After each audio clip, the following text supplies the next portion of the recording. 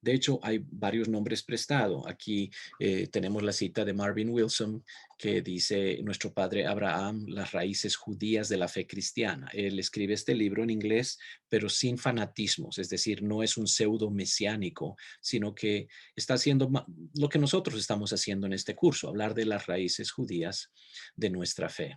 Y dice, el uso de varios nombres de los meses en el calendario hebreo es un préstamo obvio de los babilonios. ¿Okay? Y tal vez esto es sorpresa para algunos, pero note, por ejemplo, este nombre acá, Tammuz. Es famoso entre algunos de los dioses paganos. Entonces, ¿qué hace eso ahí? No, simplemente el nombre de un mes. Para ellos no lo veían como algo extraordinario ni nada por el estilo. Es simplemente la manera en que se refieren a los meses. Aquí podemos ver los nombres de los meses antes del exilio, y aquí los tienen, y después del exilio. Entonces, ha habido cambios, ¿no? Y aquí también nos muestra a lo que corresponde. Entonces, antes del exilio era Abib, Zeb, um, Yerach, y tiene varios que son Yerach, Etanim y qué sé yo. Pero después del exilio ya como que adoptan los nombres de los meses del calendario babilónico.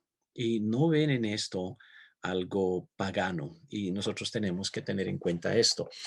Pagano hubiera sido adorar a los dioses de ellos, ¿no? Pero una vez más, este es un calendario, es simplemente una manera de saber, ok, en qué mes estamos y cuándo viene la cosecha, cuándo nos toca sembrar y todo eso. Entonces no es en sí mismo un acto religioso, ni siquiera es un sacrificio a dioses paganos.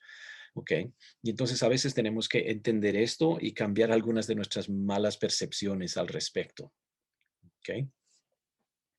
Ahora, hablando más de nombres prestados, note Esdras capítulo 3 y el verso 2. Entonces se levantaron Jesúa, hijo de Josadac. Ese nombre va a ser el mismo que Jesús, ¿ok? Yeshua en el hebreo. Y sus hermanos los sacerdotes, y Zorobabel, hijo de Salatiel, y sus hermanos, y edificaron el altar del Dios de Israel para ofrecer sobre él holocaustos, como está escrito en la ley de Moisés, varón de Dios. Entonces, note esto. Zorobabel es un hombre piadoso. En la escritura es aún visto como un tipo del Mesías, y algunos inclusive sospechaban que tal vez él iba a ser el Mesías prometido. Entonces, ¿qué está haciendo? Edifica el altar del Dios de Israel para ofrecer sobre el holocaustos en completa armonía con lo que está escrito en la ley de Moisés. Okay. Bueno, ¿qué es extraño al respecto? Su nombre, Zorobabel, significa vástago o semilla de Babilonia. No es un nombre judío, pero en ningún momento hay la idea de decir que Zorobabel se cambió el nombre una vez que llegó a la tierra prometida cuando volvió de Babilonia. No, para él ese es mi nombre. ¿Okay? Y ya para este tiempo no hacen ese tanto énfasis en los nombres como normalmente lo hubieran hecho en el tiempo de los patriarcas. Okay. Entonces, Zorobabel, de acuerdo al diccionario HarperCollins, es una figura postexílica con quien vinieron a asociarse las profecías mesiánicas. Entonces, es un hombre muy importante, una vez más, un tipo del Mesías, y algunos hasta esperaban que tal vez él iba a ser el Mesías prometido. Obviamente no lo fue, pero esas ideas estaban presentes en su tiempo. ¿Okay?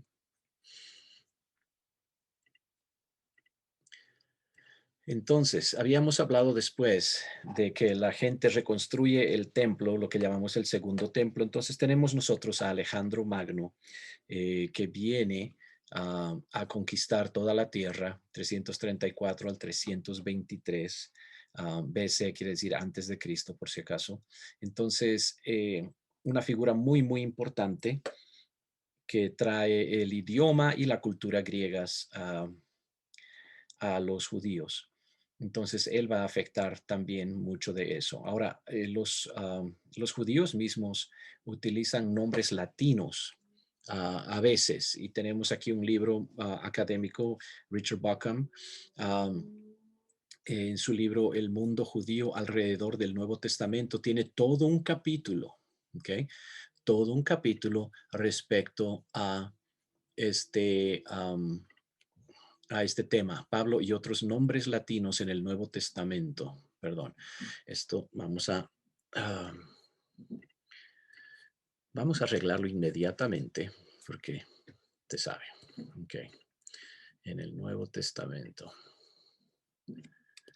Ok.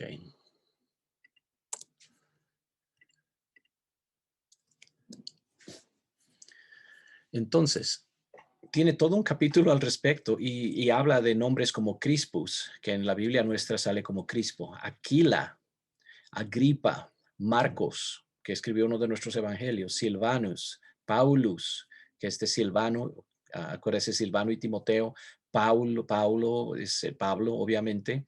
Entonces, él tiene todo un capítulo hablando solamente de cómo judíos fieles utilizan nombres latinos, es decir, nombres romanos, y ninguno de ellos tiene problema al respecto.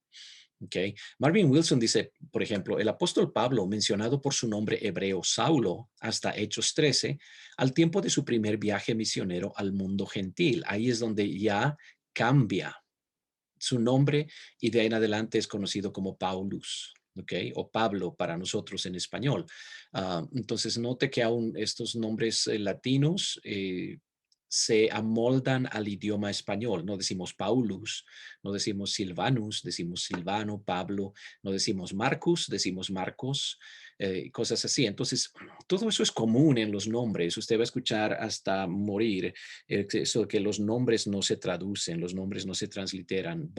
Las dos ideas están completamente equivocadas y usted va a ver a esta gente que dice eso, continuamente están traduciendo nombres y están transliterando nombres. O sea, cuando dicen eso con un lado de la boca y dicen otra cosa con el otro lado de la boca. ¿Ok? Entonces los nombres sí se adaptan, cambian, qué sé yo.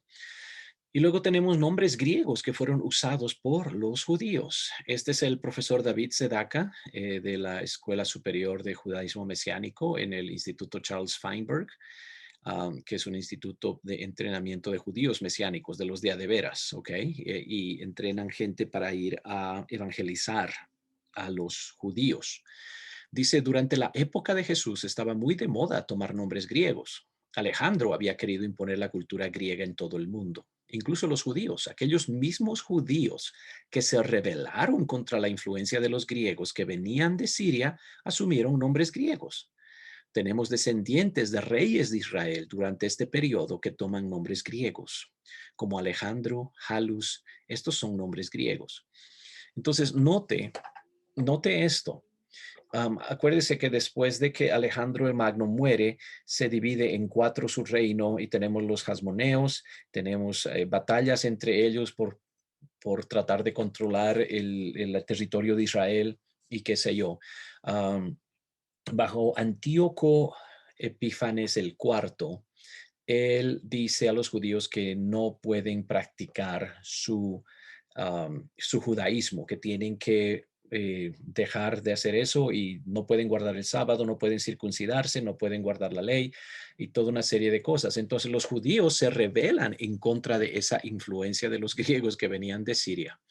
Pero aunque se rebelaron en contra de eso porque ellos querían adorar al rey de Israel, todavía ellos no tuvieron problema en asumir nombres griegos. ¿Ok? Entonces, para ellos era algo normal.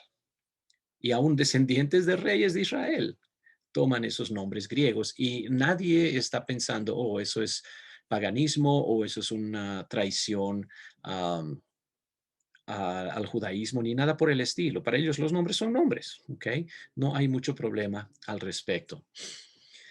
Ahora, en la Enciclopedia Arqueológica de la Tierra Santa, bajo el artículo Inscripciones Hebreas, este artículo habla de los osarios. Los osarios son unas cajas para huesos. Por ejemplo, ellos entierran a un judío, lo embalsaman, hacen todo lo que los judíos hacían, lo enterraban, pero 1 o 2 años después sacaban los huesos que habían quedado, una vez que la carne desaparece. Sacan los huesos y lo ponen en una cajita más pequeña. Estos se llaman osarios. Y han sido varios encontrados en Jerusalén y en otros sitios de Judea, dice esta cita. Algunos nombres ocurren en ellos que son conocidos de otras fuentes, es decir, otras fuentes de información. Por ejemplo, el nombre en griego de Nicanor es descrito como alguien quien hizo las puertas, posiblemente las puertas de una sinagoga, qué sé yo. Pero ahí está. Entonces, cuando ponen su nombre, Nicanor, lo describen quien hizo las puertas. Imagínense. ¿Ok? Luego dice, las inscripciones en los osarios son de importancia para el estudio de los nombres judíos al final del periodo del Segundo Templo, es decir, los años 60 al 70. Muchos son conocidos de fuentes bíblicas y talmúdicas, pero los nombres griegos aparecen en cantidades notables. Es decir, muchos judíos durante ese periodo tenían nombres griegos y no se hacían problemas al respecto. ¿Ok? Entonces, eso me pareció bastante interesante. Ahora, acuérdese de lo que hablamos de la Septuaginta, que es una versión griega de la Biblia hebrea. Esta se hizo 250 años antes de Cristo, por lo menos el Pentateuco, Génesis, Éxodo, Levítico, Números y Deuteronomio fueron traducidos al griego.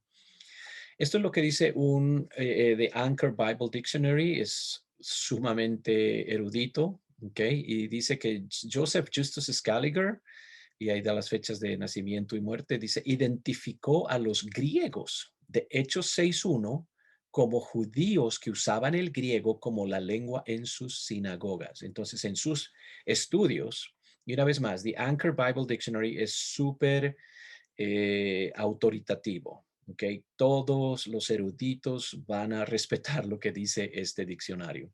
¿Okay? Entonces dice que estos judíos de Hechos 6.1 eran judíos que usaban el griego como la lengua en sus sinagogas. Ahora, si usaban el griego como lengua en sus sinagogas, es muy posible que utilizaban la Septuaginta. Ahora, esta palabra griegos ahí en el libro de los Hechos, esa, esa palabra griegos viene en griego, en el texto original dice heleniston, que viene de helenistes, o helenistes, perdón, heleniston y viene de helenistes, es decir, helenistas. Entonces son griegos que hablan, o son judíos que hablan griego, perdón, judíos que hablan griego. Y esto se está refiriendo a los diáconos que tienen que instalar por causa de que sus viudas aparentemente no estaban recibiendo lo que les correspondía en la distribución de alimentos. ¿Okay? Note lo que dice este otro libro, Craig Keener, es un tremendo erudito. Dice, la lengua primaria de la comunidad judía en Roma no era el latín, sino el griego. Ahora, note esto, estamos hablando de la comunidad judía. ¿Dónde? En Roma. ¿Ok? Entonces, estamos hablando de los judíos que vivían en Roma. Su lengua primaria no era el latín, sino el ¿qué? El griego.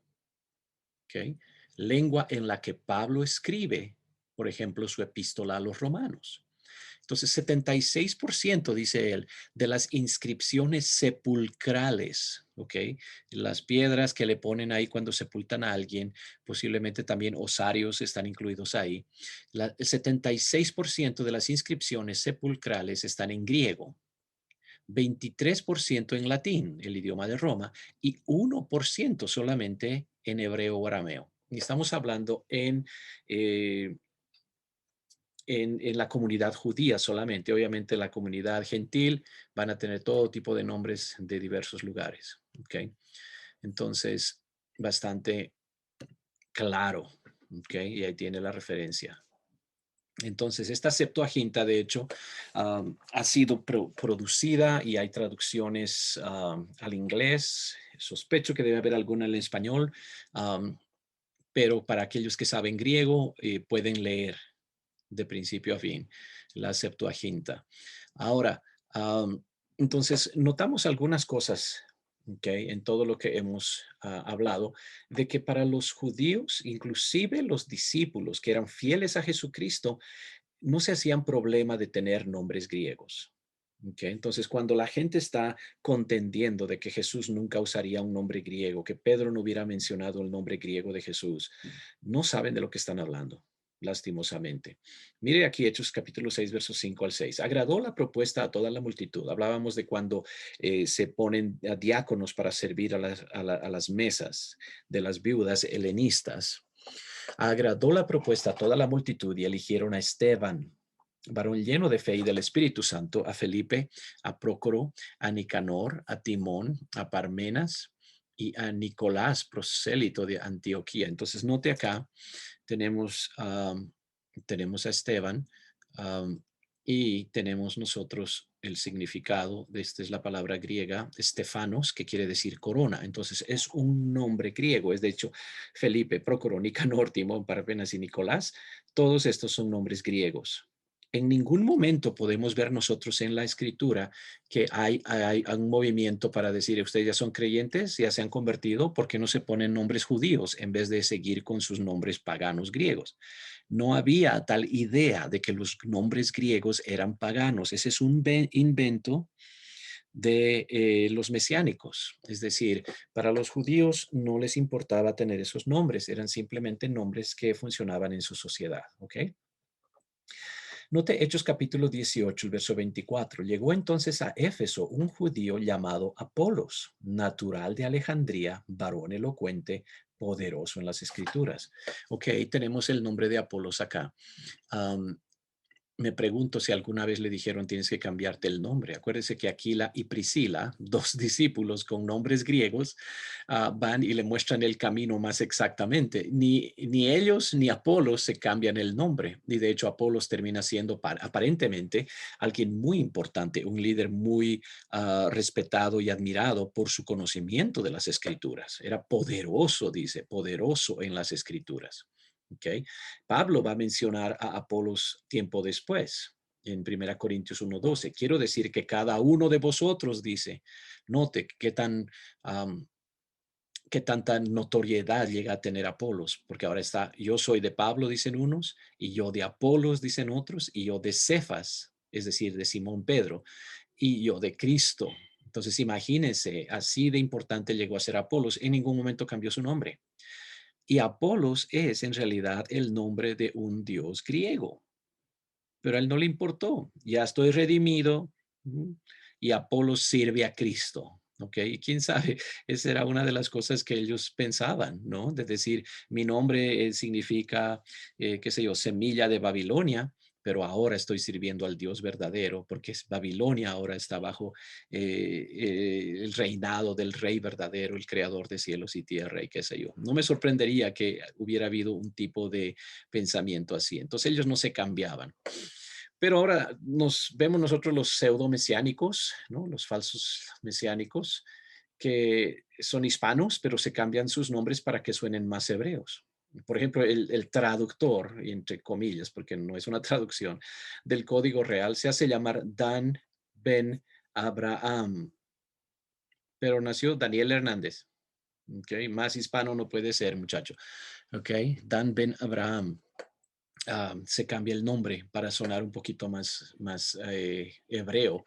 Um, pero los discípulos nunca hicieron eso. Pablo hizo lo contrario. Era conocido como Saulo, Saulo, Saulo, Saulo, y de Hechos en 13 en adelante, ahora todos me van a decir Pablo. ¿Qué estaba haciendo? Estaba evangelizando a gentiles. Su nombre Paulus, un nombre gentil, latín, iba a ser más útil para él que su nombre hebreo, Shaul, ¿ok? Entonces lo hizo de esa manera.